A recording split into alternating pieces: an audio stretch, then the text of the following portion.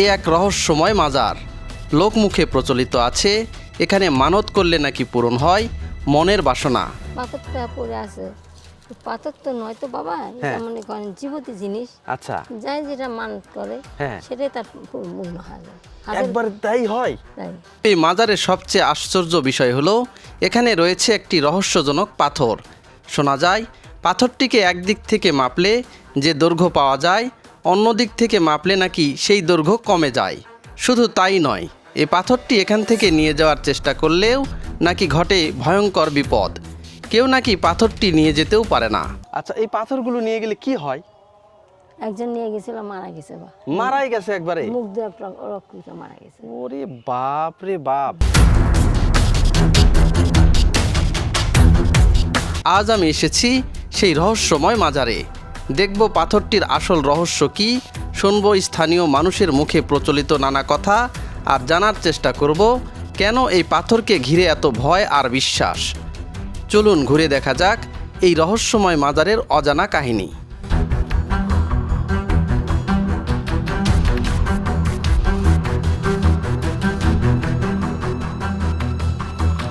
Viewers, আমি এখন দাঁড়িয়ে আছি দিনাজপুর জেলার ঘোড়াঘাট উপজেলার শাহ দরিয়া বোখারি রহমতুল্লাহ ইলাহির মাজারে। এখানে রয়েছে একটা রহস্যজনক অলৌকিক পাথর, যে পাথরটা আজ পর্যন্ত কেউ এখান থেকে নিয়ে যেতে পারেনি। তবে এই পাথরটা বেশ কয়েকবার নিয়ে যাওয়ার জন্য চেষ্টাও করা হয়েছে, কিন্তু সেই পাথরটা নিয়ে যেতে পারেনি। ইভেন এখানে আরও কিছু কিছু ছোটোখাটো পাথর পড়ে আছে এই আশেপাশে, যে পাথরগুলো নিয়ে এই এলাকাবাসী বিভিন্ন কাজ করার জন্য তারা বাড়িতে নিয়ে গেছিলো, কিন্তু এই পাথরগুলো তারা রাখতে পারেনি। এই পাথরগুলো নিয়ে যাওয়ার পর থেকেই তাদের নাকি বিভিন্ন ধরনের অসুখ বিসুখ এইগুলো তারা আক্রান্ত হয়েছে, জর্জরিত হয়েছে। এই কারণে তারা এই পাথরগুলোতে কেউ হাত দেয় না, এবং পরবর্তীতে এই পাথরগুলো যারা নিয়েও গিয়েছিল তারা এই পাথরগুলো আস্তে আস্তে তারা এই বাড়িতে দিয়ে গেছে। এবং প্রতিদিন দূর দূরান্ত থেকে মানুষ এখানে আসেন, এসে এই পাথরে মোনাজাত করেন, এবং এখানে কিন্তু বিভিন্ন সময় ছিন্নি বা হিন্দু ধর্মাবলম্বী যারা আছে তারা এখানে পূজা অর্চনার জন্য যে প্রসাদ সেইগুলো কিন্তু দিয়ে থাকে। দেখেন, আজকেও কিন্তু একজন মানুষ এখানে এসেছিল, তারা আসলে ভিডিওতে আসবেন না এই কারণে শুধুমাত্র এখানে যে প্রসাদটা তারা দিয়ে গেছে, দুধ এবং কলা দিয়ে গেছে, সেটা আমি দেখাতে পারবো। এই যে দেখেন, এই যে আজকেও কিন্তু এখানে এই যে দুধ কলা দিয়ে গেছে। দেখেন এই যে দেখেন, যেহেতু মাজারের গেটে তালা দেওয়া আছে, এই তালা দেওয়ার কারণে মানুষ এখানে যেতে পারেনি, কিন্তু এখানে এই যে দেখেন দুধ এবং কলা কিন্তু এখানে তারা দিয়ে গেছেন। এরকম করে ভিতরে কিন্তু রয়েছে সেই মাজারটা। এই যে দেখেন, এই যে মাজারটা, এখানে কিন্তু একজন নানি থাকেন। এই নানি কিন্তু এই মাজার সম্পর্কে অনেক কিছুই জানেন।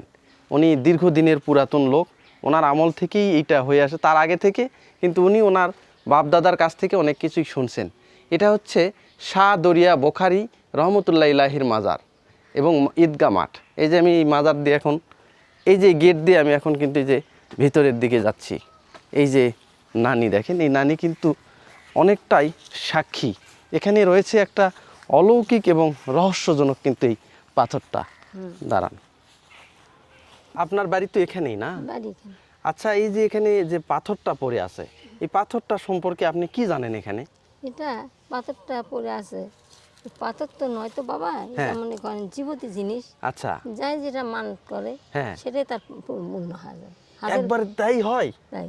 আচ্ছা, প্রতিদিনই তো কেউ না কেউ আসে এখানে মানত করতে? কালকে আসছে, যে ওখানে কলা দিয়ে গেছে, তো এখানে দুধ কলা দিয়ে গেছে, আজকেই কলা দিয়ে গেছে। আচ্ছা আচ্ছা, যে কালকে আসে ফিরা হয়েছে, মানা সিনা করে দেখলে সুখ দিয়ে গেল। হ্যাঁ, আগরবাতি সম্পূর্ণ জ্বলে দিন। হ্যাঁ, এখানে কি কি পাথর আছে একটু দেখান তো। এটা বালুশ। কোনটা? এই যে এটা বালুশ। এটা বালিশ না? এটা বালিশ। আর এইটা বাচ্চা। এই যে দেখেন, এখানে কিন্তু এই যে আগরবাতিও দেওয়া আছে, এই যে দেখেন ধূপকাঠি। ওই মুরাতে আছে একটা বাচ্চা। ওই মুরাতেও আছে একটা বাচ্চা না? চলেন তো দেখান তো। বাচ্চা না, হ্যাঁ হলো, হ্যাঁ।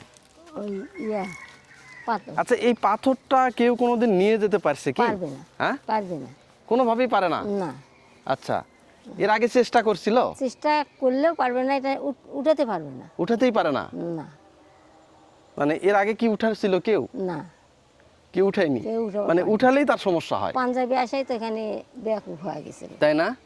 মনে করেন যে যখন কেউ যদি আসে এখানে, যে আমার সমস্যা, মানে আমি এটা নিয়ে যাব বাইরে, তখনই তার বিপদ হয়, নিয়ে যেতে পারে না। সাথে সাথে আবার আপনি যেটা মানতি করবেন সেটাই তার মুক্ত। তাই? এখানে মানত করার নিয়মটা কি? মানত করলেন বাবা আমার এই জিনিসটা নাই, হ্যাঁ। কি হয়তো বাচ্চা কাচ্চা নাই, হ্যাঁ। কি আমার এই জিনিসটা বিপদে পড়ে গেছি, হ্যাঁ। বাবা আমাকে উদ্ধার করে দেন সঙ্গে সঙ্গে সঙ্গে সঙ্গে? সঙ্গে সঙ্গে। ওরে বাপ রে বাপ, তাহলে তো এখানে এটা এটা মাজারটা কার মাজার? এটা দরিয়া বুখারী সাহেব। দরিয়া বুখারী। ওই জন্যই দরিয়া বুখারী। ওটা তো দরিয়া বুখারী না? এই যে দেখেন বিশাল বড় কিন্তু একটা পাথর কিন্তু এখানে পড়ে আছে।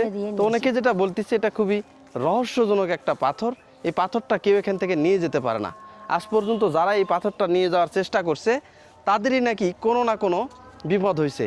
পাশাপাশি যে এখানে এসে কিন্তু দূর দূরান্ত থেকে প্রতিদিন কেউ না কেউ এখানে আসেন মানত করতে।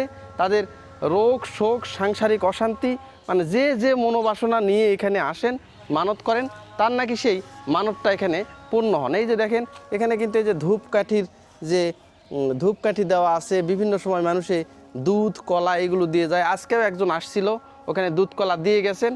গেটটা যেহেতু বন্ধ ছিল এই কারণে উনি ভিতরে ঢুকতে পারেননি। এই যে দেখেন এখানে কিন্তু কয়েকটা পাথর আছে। এই পাথরটা যে এটা যেটা আছে এটাকে নাকি বালিশ বলা হচ্ছে। আর এই পাশে যেটা আছে এটা হচ্ছে বাচ্চা, আর এইটা হচ্ছে বড় পাথর।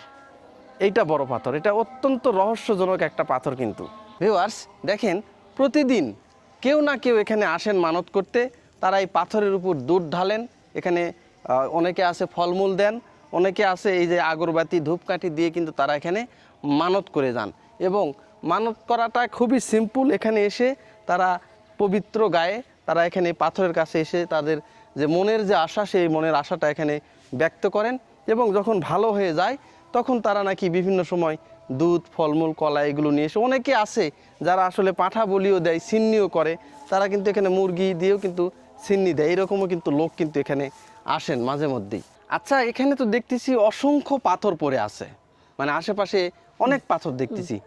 ওই পাথরগুলো কেউ কি নিয়ে যেতে পারে? ওইগুলো নিয়ে যেতে পারেন না? আপনারা তো সাক্ষী, ছোটবেলা থেকেই দেখে আসতেছেন। একদম আমার বাবা দাদার আমল থেকেই। আচ্ছা এই পাথরগুলো নিয়ে গেলে কি হয়? একজন নিয়ে গেছিল মারা গেছে।